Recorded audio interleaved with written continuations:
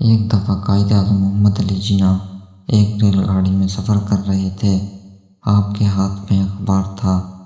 آپ جس کا مطالعہ کر رہے تھے، آپ اس میں مصروف تھے کہ اتنے میں ایک اسٹیشن آ گیا۔ جب گاڑی رکی تو ایک عورت اس میں سوار ہو گئی اور وہ آپ کے ساتھ والی سیٹ پر آ کر بیٹھ گئی اور آپ کی طرف دیکھنے لگی۔ اتنے میں گاڑی کے سائرن کی آواز بلند ہوئی اور گاڑی چل پڑی۔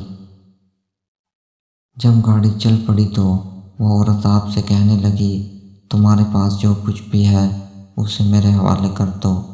قائد اعظم اس کے منہ کی طرف دیکھنے لگے۔ اس عورت نے پھر سے یہی الفاظ دہرائے۔ اس نے قائد اعظم کو پکڑ کر ہلایا اور پھر سے کہا، تمہیں سنتا نہیں ہے؟ میں نے کہا جو کچھ بھی تمہارے پاس ہے وہ سب مجھے دے دو۔ قائد اعظم نے اس کو اشارے سے کہا، مجھے کچھ سمجھ نہیں آ رہی، آپ کیا کہہ رہی ہو؟ اس عورت نے پھر سے کہا، جو کچھ تمہارے پاس ہے وہ سب میرے حوالے کر دو، نہیں تو میں شور کر کے سب کو بلا لوں گی کہ یہ آدمی میری عزت سے کھیلنے کی کوشش کر رہا تھا۔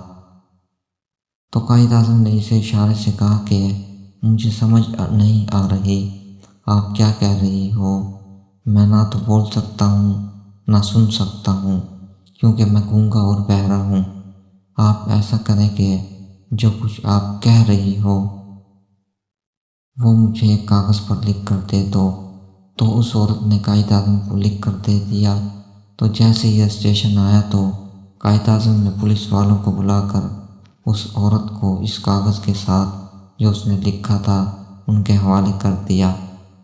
سب لوگ آپ کی ذہانت کو دیکھ کر دنگ رہ گئے کہ کیسے قائد اعظم نے اس عورت سے اپنی عزت بچائی۔